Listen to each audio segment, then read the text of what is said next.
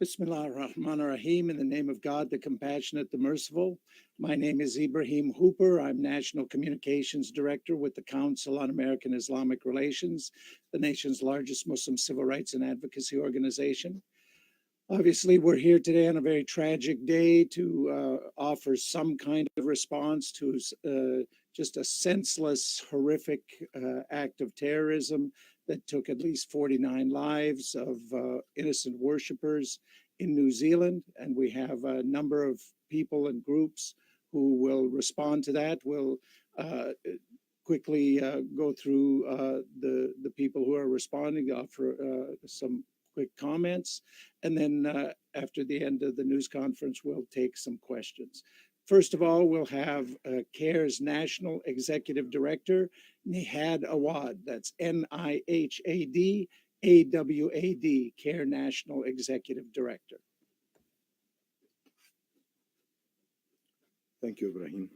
Good morning. This is a very sad day for all of us. I just woke up on a call informing me that 49 people have been gunned down in 2 mosques in New Zealand by someone who believes in white supremacy and believes in the fact that what he has been told, what he has heard, that immigrants are invaders. Let me say this. We mourn the loss of these 49 innocent people who were standing in sincere worship of God in 2 mosques. And we offer sincere condolences to their families and their loved ones.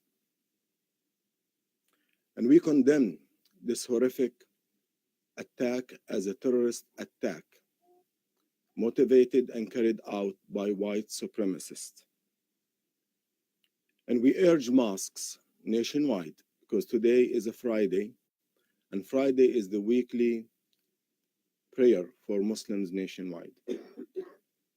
In the United States, we have over 3,000 mosques. So millions of people who are Muslim will be in mosques in the next couple of hours, concerned and fearful about their lives. If someone might come and hurt them, they have very legitimate fears. And they are being told to be afraid by white supremacists and political leaders who believe in white supremacy. And we tell our community, do not be afraid and do not abandon your mosques. Not today, not ever. They want you to be afraid. You should not be afraid. You should be protected. You have religious freedom protected by the United States Constitution. And we have full confidence in local and federal authorities to provide the necessary security and assurance for our communities to go in mosques, to mosques, and not to be afraid, not to be concerned about their safety and the safety of their families or children while they are praying. And we ask our political leaders to address the growing menace of Islamophobia and hate that has been perpetrated by political leaders, by ideologues, by people who want to run for public office, by people who won public office on the backs of immigrants, Blacks, Jews, Muslims, and all minorities. We hold them accountable because their words matter, their policies matter. The perpetrator of this terrorist attack has been inspired by hate mongers in the United States and in Europe. The perpetrator of this horrific and terrorist attack today referenced President Trump in his manifesto. In this manifesto, years ago, when another terrorist attacked people in Norway, he quoted Islamophobes like Spencer and Pamela Geller. Today, the terrorist has quoted the most powerful person in the world, President Trump. And I would like to address Mr. Trump. Mr. Trump, your words matter. Your policies matter. They impact the lives of innocent people at home and globally. And you should condemn this, not only as a hate crime, but as a white supremacist terrorist attack. And you need to assure all of us, Muslims, blacks, Jews, immigrants, that we are protected and you will not tolerate any physical violence against us because we are immigrants or we are minority. You need to condemn this clearly today. And you do not need to be you do not need to be vague. You have to be very clear on this. And we are looking forward to hearing from you because your policies matter. During your presidency and during your election campaign, Islamophobia took a sharp rise, and attacks on innocent Muslims, innocent immigrants, and mosques have skyrocketed. We hold you responsible for this growing anti-Muslim sentiment in the country and in Europe. But also, we do not excuse those terrorist attackers against minorities at home and abroad. Our message is and should be one. We are united in solidarity. We will not tolerate division. We have to stand next to each other in the same way we stood with our Jewish brothers and sisters after they were attacked while worshiping in the Tree of Life synagogue. In the same way also we stood by our African American brothers and sisters when they were worshiping in the South Carolina Emmanuel African Church. This is the message that we are united, and we are also united against the Trojan ideology that sees immigrants as invaders. We should not tolerate this hate speech because hate speech leads to violence. And politicians can set a tone of tolerance and unity, and they can also set the tone of division and violence. And now we are looking at the results of hate speech and propaganda against the Muslim minority. Thank you.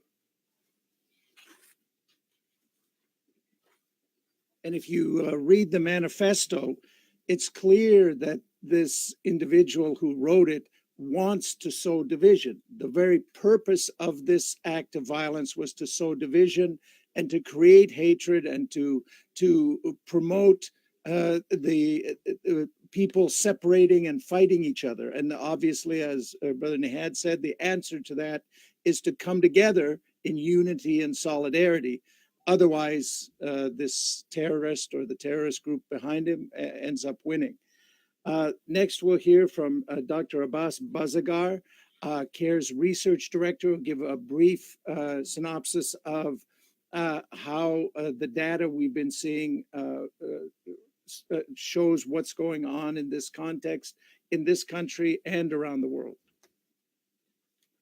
Okay, good morning. Assalamu alaikum, everybody. My name is Abbas Barzgar, A-B-B-A-S, Barzegar, B-A-R-Z-E-G-A-R. As you know, CAIR has been monitoring and reporting on hate crimes, bias incidents, and discrimination incidents for quite some time. Our office is directly responsible for that, and what we can confirm is that there is a consistent rise, as there has been a rise in anti-Semitism, attacks of anti-Semitism and others. There's been a consistent rise in anti-Muslim bias incidents and hate crimes and attacks against Muslims at mosques. And although this seems to go unreported or unnoticed in media, our offices around the country get reports on a regular basis of harassments as as innocuous or as some sort of day-to-day banal things like people getting harassed in grocery stores and streets or getting chased down on highways, to as terrible as murders, you know, in Indiana just a couple of weeks ago that no national press actually covered. And so it's absolutely necessary that we don't wait until we have horrific situations like this, horrific incidents of kind of global importance, to pay attention to this issue. I'll be quite honest. Right now, it seems to be the case that we only look at fires, but we smell the burning smoke from miles and miles away and we ignore it. We say, oh, there's some burning smoke, there might be something, and we only pay attention when the fire is brought directly into our face. I'll say that the fire is there, it's brewing, it's international, and it has a source, it has a cause, it has a structure to it. And so the one thing that we have to pay attention to, I'll depart from, you know, conversations about statistics for just a second, is we have to pay attention to the ideology that breeds this kind of activity. Hate has the same DNA everywhere that you see it. Okay, hate has the same DNA everywhere that you see it. It has the same goals in mind, the same pathological ideologies that exist in this manifesto, which God forbid you would actually take the time to read, exist in the manifestos of other mass murderers around the world. They are directly related to ideas that are carried out in certain quarters in our own society, that exist in radio shows, that exist in TV shows, that have dog whistles by mainstream politicians, by mainstream news commentators. And so we have to recognize that that is the smoke, that is the burning smoke that's out there that tells us where the fire is. And we as a community have to take control and leadership back in our public space. It is not the case that this is some random marginal activity on the internet in some kind of close dark web or something. No, this stuff is mainstream now. Hate has the same DNA. You can recognize it where it is, and you have to put a stop to it. We have to ask our TV networks to be responsible. We have to ask our social media platforms to be responsible. We have to ask our charities and philanthropic communities to be responsible and not allow these people to guide, you know, to exploit freedom of speech, exploit nonprofit covers. These are hate groups, special interest groups with a very nefarious agenda, and we have to be able to take that activity back. So with that, I'll leave. If anybody has any questions about the specifics about the manifesto, I can get into it later. I'd rather not go into those kind of details here. Thank you. All right, now we have some community leaders who are here to show their solidarity with the Muslim community in this country and in New Zealand. First of all, we have David Inoue, Executive Director of the Japanese American Citizens League. Good morning. David Inoue with the Japanese American Citizens League. It's spelled I-N-O-U-E. I'm the Executive Director of JACL. We are the oldest and largest Asian American civil rights organization in this country. It's with a very heavy heart that I come here today to stand with our friends in the Muslim community. What happened in New Zealand is unfortunately becoming all too common of an occurrence. It's unthinkable that nearly 100 people have either been killed or injured in coordinated attacks on 2 different mosques, sacred places of worship. We can make no mistake, the evil behind these attacks is too often rooted in white supremacy and exposed by the targeting of places of worship, whether most recently a Muslim mosque in New Zealand, a Jewish synagogue in Pittsburgh, an African-American church in Charleston, or a Sikh Gurdwara in Oak Creek, Wisconsin. For these killers, nothing is held sacred, and these targets are selected because of the religion that they practice. It's not new. Hatred and discrimination have a long history. The Japanese American experience is one where we were incarcerated because of who we are. But that didn't happen just with the incarceration. To build upon what was said earlier, that began with the subtle racism, the discrimination against Japanese Americans, against Asian Americans, against Chinese Americans. And that's what led to incarceration. We don't have incarceration now. Instead, what we have is attempts at genocide. We have people being killed because of who they are, and that is wrong. With all the talk of immigrants invading our country, threatening our way of life, the need to build a wall, it's actually the opposite. We now have a segment of our country that is eroding the ideals of what it means to be American from the inside. We're increasingly not a nation that stands for religious freedom and diversity as memorialized in our First Amendment, and it now appears we are exporting that hatred and evil to other countries. Today is Friday, the day of community worship in the Muslim community, And in fact, that time of prayer will be coming quickly at the noon hour. We hope that Muslims around the world today can find strength in their community as they worship together and know that they are surrounded by a wider community of other faiths and beliefs that stands with them. Together, we will all continue to work together to eradicate Islamophobia and other forms of hatred that weaken us as a nation and as a world community. Thank you. Next, we'll hear from Yusra Ghazi with the DC Interfaith Council. Good morning. It's USRA-GHAZI with the DC Interfaith Commission and also America Indivisible. Peace and blessings to you all. We pray for the victims of the horrific attacks on the Christchurch Muslim community, for their families, and for all those affected by this most vile expression of hate, Islamophobia, and bigotry in New Zealand earlier today. This attack follows a line of similar white supremacist attacks on places of worship, churches, synagogues, mosques, and temples. Attacks like this are an attack on all of us, and it demands a united response. Many are asking, what can I do to show solidarity for my Muslim friends, co-workers, neighbors, and community members?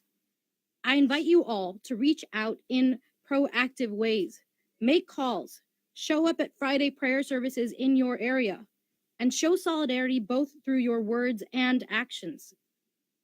Last night, my mayor's office texted me to ask what more can be done to fight bigotry, anti-Muslim bigotry, and hate in our communities. I invite all elected officials, and particularly those in local government, to reflect deeply on this question. We ask local government officials to oppose hate speech and hate violence in every form, and to be better at tracking and reporting on hate crimes. We ask you to ensure that religious centers receive appropriate security protection, particularly during mass gatherings. We call on mayors and governors, city council members, and county commissioners to go beyond expressions of thoughts and prayers, and to respond to this tragedy by bringing people together in the communities you serve to affirm our human solidarity. All of us, as Americans, can do more to recognize the common humanity of our neighbors and to build a community of inclusion that protects the rights of all to live and worship in peace and safety. Thank you. Next, we'll hear from NG Mohsen, Policy Programs Manager with the Muslim Public Affairs Council.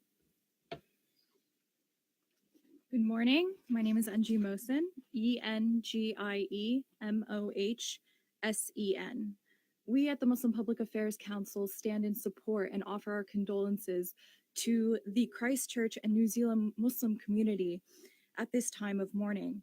We encourage people worldwide to provide, offer donations and other forms of support for the families of the victims once information is made available. This type of violence and the hate that motivates it is unacceptable in any form in any country. We have a responsibility to stand up and reject it. No one should be made to fear practicing their faith or going and attending their place of worship.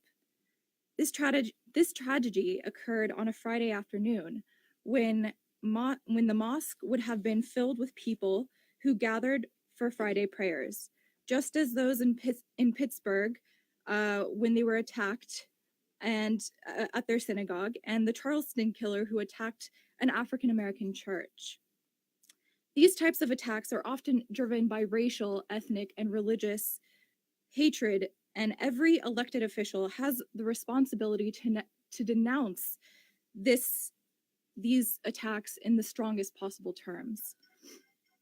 In the wake of this terrible attack, we call on elected officials to commit themselves to opposing hate speech and violence in every form, but equally call on citizens to demonstrate acts of solidarity with their Muslim neighbors and coworkers and others. As an ummah and as part of a global community, we stand in support of those impacted by these horrific attacks. Thank you. Next, we'll hear from Medea Benjamin, co-director of Code Pink. So I speak today as both a woman, a member of the Jewish community, and a member of a community that tries to stop war and violence around the world. And I have one word to say today, which is enough. Enough. I've been in these offices before where we've done these press conferences. It's not just calling on our public officials to stop condemn what's happening. It's calling on them to change policies as well. When I see the policies that don't allow people from Muslim communities to come to the United States, that it gives rise to greater Islamophobia. When I see the policies that keep people from entering our country when they're fleeing violence at our border, that is part of the policies that give rise to hatred. When I see policies that are condemning, when I see people who are condemning the two new beautiful Muslim congresswomen that we have representing us, that is also very painful and gives rise to acts of hatred and violence. And so as we look around and we mourn and we think of the families that are trying to bring themselves together to figure out how are they going to rebuild themselves in the wake of this hatred, we not only call on our officials to condemn these acts, but to change the policies that generate this kind of hatred. And as my fellow speakers here have called out, we call on the community as well, because this is a time for us to stand up, for us to reach out to people in the Muslim community and say, you will not fear worshiping in this country because we will be there to protect you. Nobody must fear worshiping in this country. And so I just say, finally, let's make this the last time we have to have a press conference here to condemn such an atrocious act. Thank you. Next, we'll hear from Stephen Miles, director of Win Without War. Good morning. My name is Stephen Miles, and I am the director of Win Without War, a nationwide network of activists and organizations working for a more peaceful and progressive foreign policy for the United States. There's no words to describe how devastated we are today by the attacks in Christchurch, New Zealand. And on behalf of Win Without War, I'm here to stand in solidarity with Muslim communities across the world, especially those families and loved ones and communities in Christchurch at this time of mourning. Today, in the face of heartbreak and hatred, we choose courageous love and unity. We recommit ourselves to dismantling Islamophobia, anti-Muslim and anti-immigrant hatred, and all forms of dehumanization, racism, and white supremacy that fuel violence like what we saw today at the Al-Noor Mosque in the Linwood Islamic Center in Christchurch.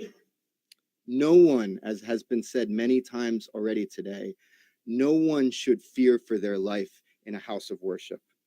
No one should go to prayer to seek to commune with their brothers and sisters and be afraid that they will face violence, that they will face intolerance, that they will face hatred and death.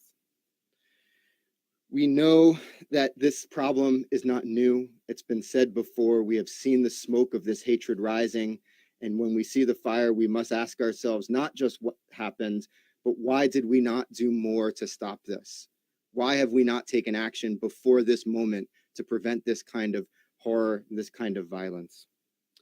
We call on everyone, especially our elected officials and political leaders, to take a stand, not just with their thoughts and words, not just with their condolences, but with their actions against the rising anti-Muslim and Islamophobia that we see here in this country, actions to confront this hatred that is spreading all over this country and now sadly all over this world. We have had enough of thoughts and prayers. It is time for action. Thank you. And finally, we'll hear from Catherine Osborne, Executive Director of Shoulder to Shoulder. Thank you.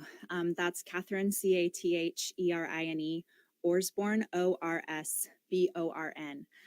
I serve as the executive director of Shoulder to Shoulder, which is a coalition-based campaign of 34 national religious groups, US-based religious groups, committed to standing and working together to address anti-Muslim discrimination and violence.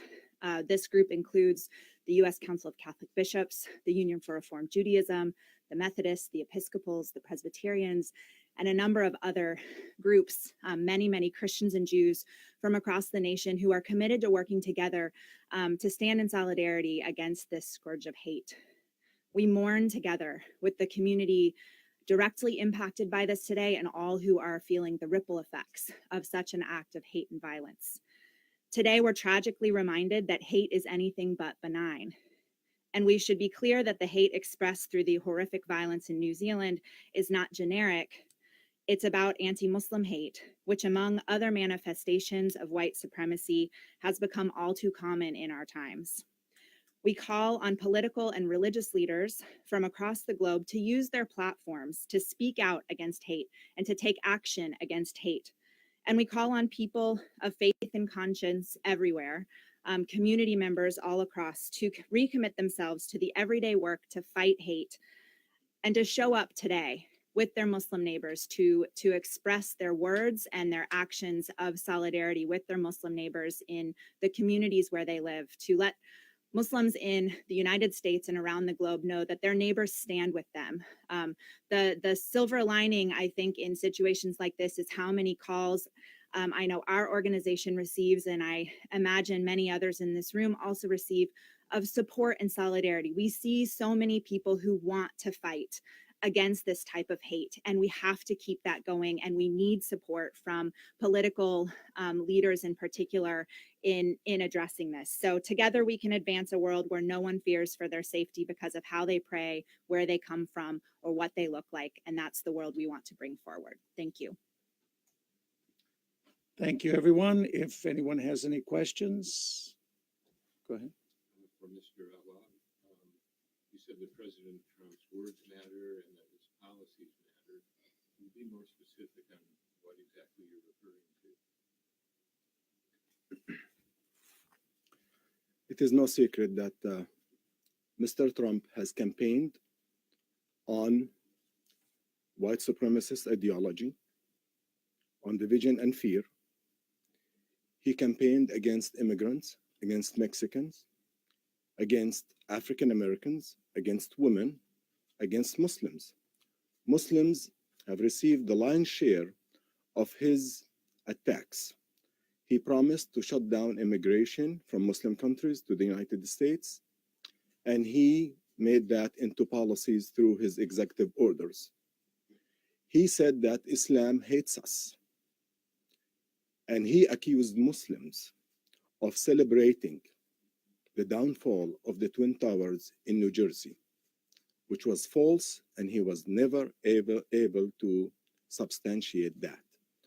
His repeated words and statements, and now have turned into policies, have been impacting the mood, the mindset, and also the lives of Muslims here. And now we see that he was able to normalize Islamophobia and to give legitimacy to those who fear Muslims and fear immigrants.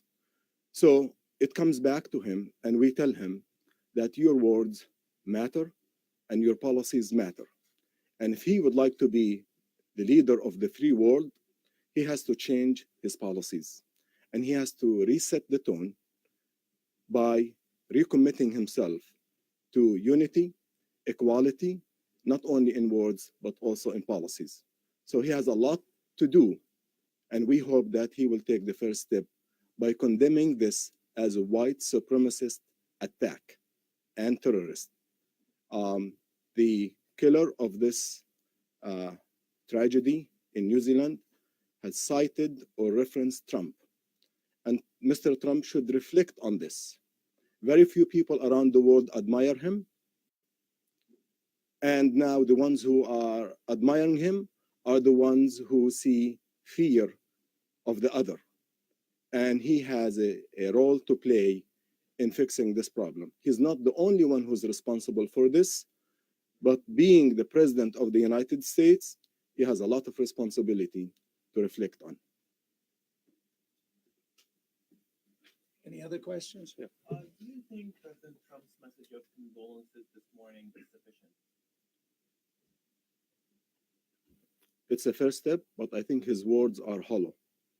He has to condemn this as a white supremacist terrorist attack. And he has to commit that policies will follow, change of policies. Otherwise, we will continue to see the rise of anti-immigrant sentiment and attacks, anti-Muslim sentiment and attacks, and we will see, unfortunately, more violence against places of worship at home and abroad. Hi, for Mr. Watt as well.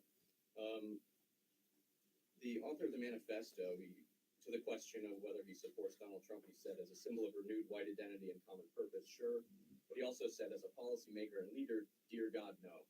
So it seems like he himself at least didn't see himself as being led by Donald Trump. Said Donald Trump. Well, I think it. For the attack. Yeah. Do you think it's possible this man could have come to these conclusions without a President Donald Trump? Well, you always have hatred and bigotry out there. What Donald Trump has done, he has given legitimacy, a fake legitimacy to hatred and bigotry, and it has empowered bigotry. And we see that time and time again around the country with the incidents we see on a daily basis. But I mean, many white supremacist attacks on the American Muslim community, the attackers cite Trump and cite his policy. So I don't think any one of us should be surprised that what he says and what he does impacts the attitudes and actions of people, not only at home, but now abroad. And now this anti-immigrant sentiment is globalized. And the leader of the free world has a lot of responsibilities. He should not minimize the importance of his words and his actions and his policies. And of course, no one's saying that every follower of Donald Trump is a bigot, but there's going to be that tiny minority who take his bigoted words and bigoted policies and turn them into violent actions. Any other questions? Yeah. Last week, the House passed a resolution condemning religious intolerance. Is there anything else you would like to see from congressional leadership to condemn rhetoric that is perceived to be anti-Muslim? Yeah, frankly, condemning rhetoric is rhetoric. It has to be backed up by action. And one of the easiest ways for Congress to get behind this is to increase the capacity for state, local municipalities to report on hate crimes and to mandate that kind of reporting. The own FBI's hate crime statistics are an absolute mess. They admit it. There's no method for us to even understand what's happening out there.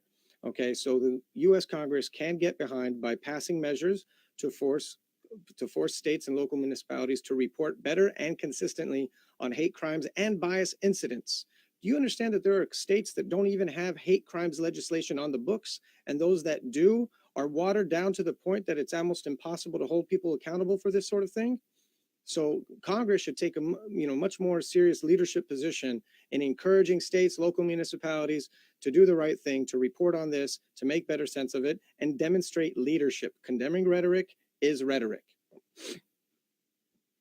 An example of the state without hate crime laws, Indiana. And we just had a murder in Indiana by a man who three witnesses say was shouting anti-Muslim slurs when he allegedly committed the act of murder. So any other questions? What? A lot of people are going to hear what you say, and they're going to say, yes, but this took place in New Zealand. Your counter to that mentality that they will hear what you say and say, or be dismissive. I tell them, read this guy's manifesto.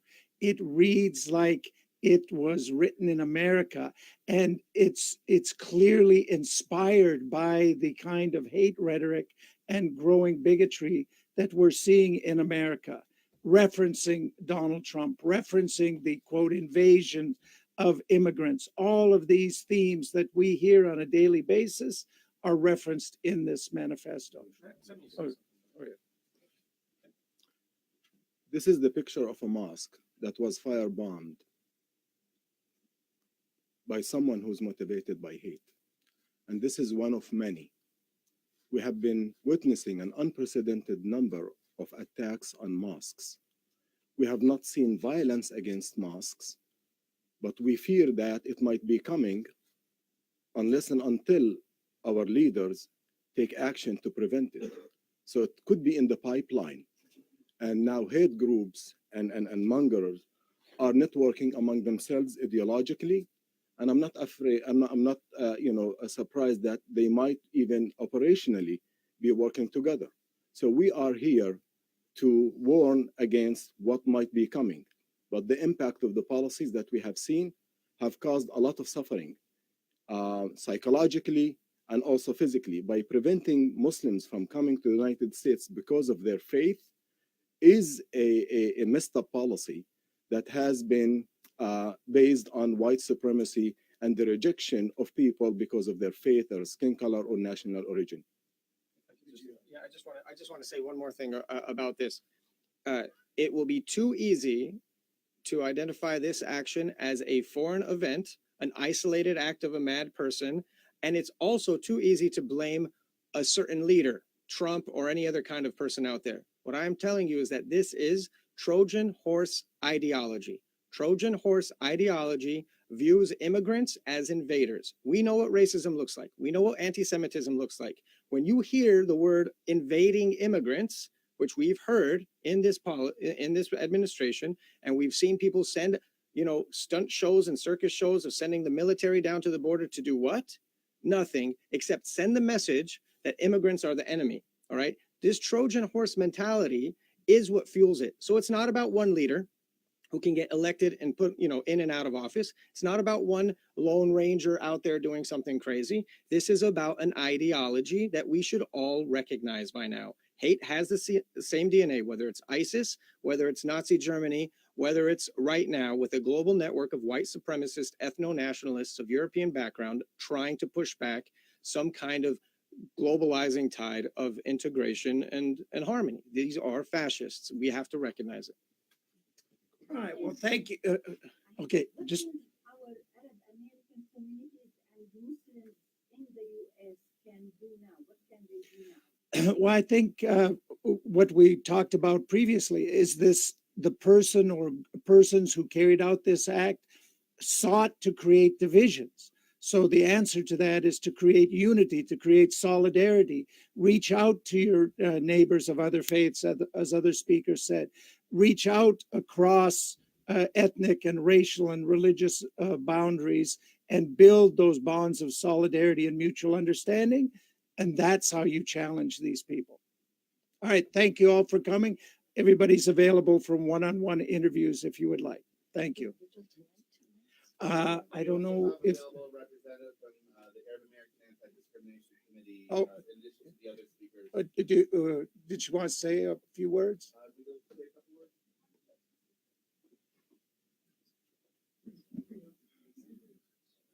Just state your name and title. Iman Bukadum, IMAN, last name B as in boy, OUKA, D as in dog, OUM as in Mary. And sure, I'm the senior staff attorney at the American Arab Anti-Discrimination Committee. First of all, ADC and the American Arab community, in unequivocal terms, absolutely condemns this white supremacist crime. It's a crime against Muslims, immigrants, and all people who believe in equality, who believe in human rights, and who believe in social justice. We're absolutely disappointed with our president, and we understand that our president's rhetoric and his model and example are part of the problem, and that he, in fact, is helping white supremacists around the world perpetrate heinous crimes. And so we call on our president to hopefully categorically condemn what is obviously a terrible, heinous crime against Muslims, against immigrants, and against people who have the right to worship. And so we just want to say that this is a time of mourning. Our heartfelt condolences go out to the community in New Zealand. We are here for you. And we just ask that all Muslims around the world and all those who attend Friday prayers and messages generally be vigilant and please stay focused on your safety and feel free to reach out to us if you have any questions or issues. Thank you so much to CAIR and peace and blessings. All right. Again, thank you for coming, and everybody's available for one-on-one interviews. Thank you. This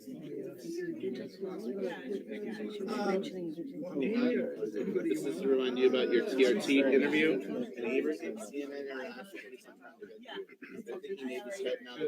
Whenever you call me back.